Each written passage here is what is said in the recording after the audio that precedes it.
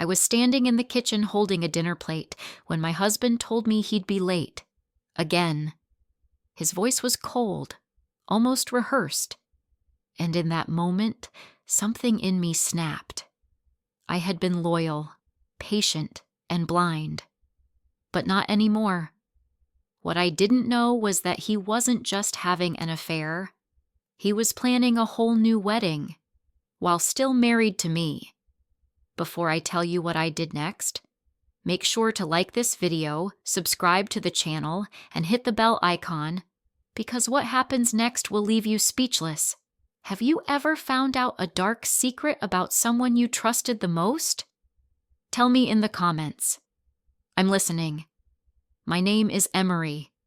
Yeah, the same Emery who once believed love could survive anything, until love looked me in the eyes and lied over and over again. For 10 years, I put this man before everything. I cooked, cleaned, supported his dreams, and even forgave him when he forgot our anniversary, twice. I blamed work, I blamed stress, I blamed myself. But nothing prepared me for what I found last month. I was doing laundry, his pants as always, and a small velvet box fell out. I thought it was for me. My hand shook as I opened it. It was a ring. But then I saw the receipt tucked beside it, dated 2 days ago, with a name I didn't recognize. To Miranda Green, with all my love, D. Miranda. Green. That name started burning in my head like poison. I didn't say anything that night, or the next. I smiled when he kissed me goodbye and watched him lie to my face. Again. But I wasn't just watching anymore. I was listening, digging, planning. And that's when it started unraveling. Turns out, my loving husband had told Miranda he was a widower. A widower. He'd told her I had died in a car accident 3 years ago, and that he was finally ready to move on. Can you imagine? Planning a wedding while your actual wife is doing your laundry? But the part that truly broke me wasn't the lies. It was what I found in our shared email account, a folder hidden inside a folder labeled tax stuff. He had booked a venue, sent out invites. He had even written vows, romantic ones. You are my first true love. He never said that to me, not even on our wedding day. I had 2 options. Cry and let him break me, or play the game better than both of them. I chose the second. And the first move? A wedding gift. One she'd never forget. What would you have done if you were in my place?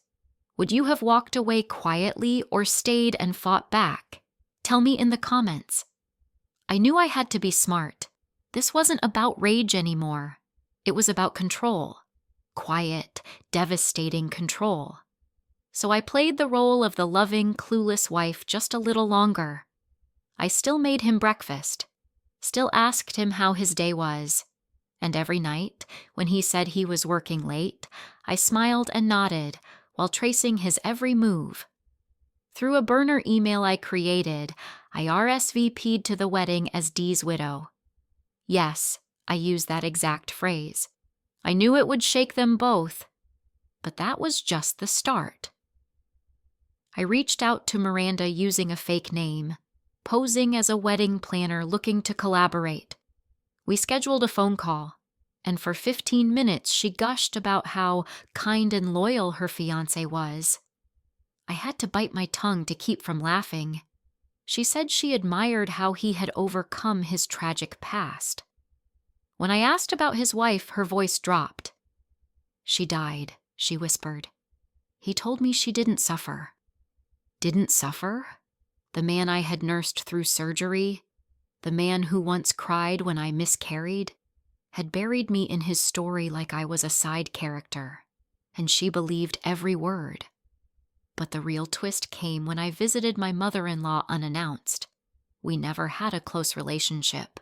She always favored her son, my perfect boy, she called him. But even she looked shocked when I walked through the door, and not in a happy way. That's when I knew. She already knew about Miranda. She didn't just know, she approved. I found a wedding card on her kitchen counter, half written, "To Derek and Miranda, may your new beginning be filled with joy." No mention of me, no regret, just celebration. When I confronted her, she said something I'll never forget. "You were never a good match for him, Emery.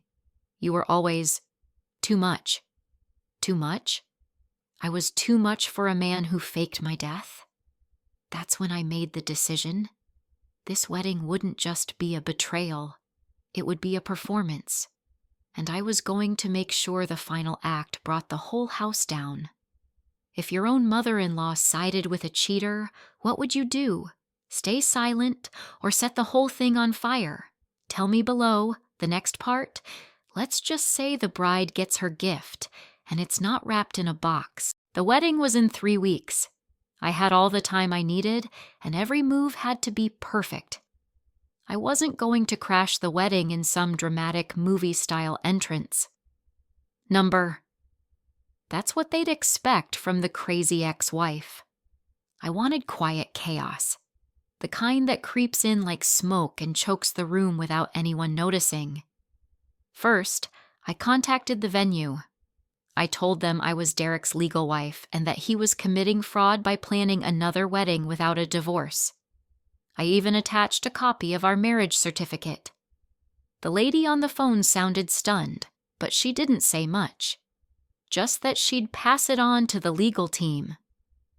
I knew they wouldn't cancel anything, not yet. But the seed was planted. Then came the wedding gift. I created a sleek white box with gold wrapping and a little note on top, for the new bride, from someone who knows him best. Inside the box, I placed a USB drive. On that drive, voice recordings. Remember those nights when Derek said he was working late? I had installed a voice recorder in his car 2 months ago, and every single ride with Miranda, every lie, every disgusting promise was on it. Especially the part where he said, "She's not just dead to me. I'm just waiting for the paperwork to catch up." I edited the audio with clear timestamps, labeled each file, and added a simple folder called The Real Derek. And on top of the USB, a printed copy of our still active marriage license. But here's where it gets even better.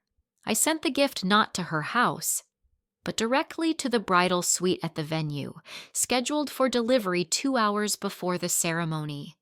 Now, the timing was everything, because at that exact hour, I knew Miranda would be sitting with her bridesmaids, glowing, sipping champagne, clueless. But the moment she opened that box, her whole world would implode before she even walked down the aisle. And Derek? Oh, he had no idea what was coming either, because while Miranda would be rethinking her entire future, I had one more surprise. One that would take this whole charade and expose it in front of every smiling guest they invited. You see, weddings are for celebrating love. But this was about revealing betrayal in front of everyone who believed their lie.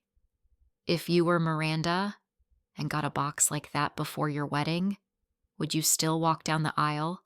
Or would you run? Drop your answer below. Next part, the ceremony starts, but it ends with screams. The day of the wedding arrived, bright and beautiful. Perfect, really. The sun was shining, the flowers were elegant, and every guest looked like they had stepped out of a magazine spread. I watched it all unfold, from a distance, not physically, but digitally. You see, one of the waitstaff? She wasn't just serving drinks. She was my eyes and ears. I had paid her well. She wore a discreet earpiece, and her phone camera, hidden inside her bouquet tray, was live streaming everything to me. I sat in my car, parked just down the road from the venue, watching as Miranda stepped into the bridal suite in her pearl-studded white dress. And then, the box was delivered.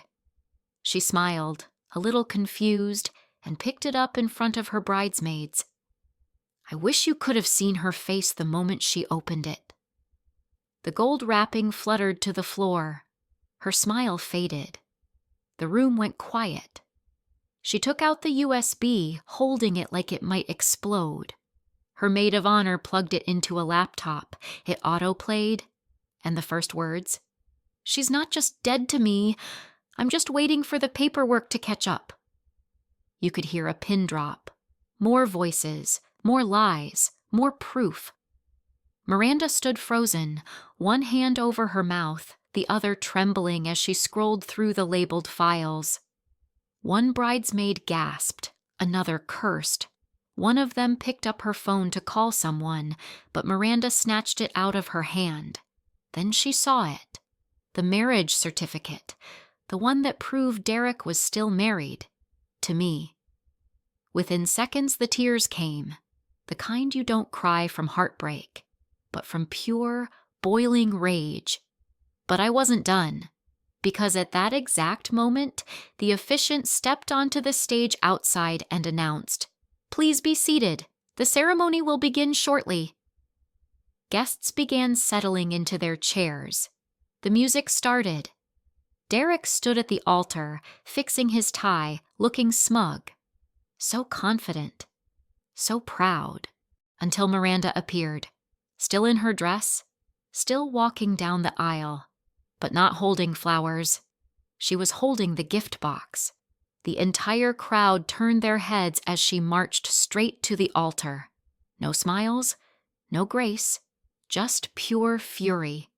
And then she said it, loud enough for every guest to hear, "This man is already married, and here's the proof." Gasps, murmurs, chairs scraping, phones coming out. Derek's face went pale, then red, then something between terror and confusion. He tried to speak. She cut him off. "You lied to me. You faked your wife's death. You said you loved me. But all along, you were just a coward hiding behind silk sheets and stories." Then she threw the USB at his chest and added, "Enjoy your honeymoon, alone," and walked away, right past the guests, down the aisle, and straight out the door.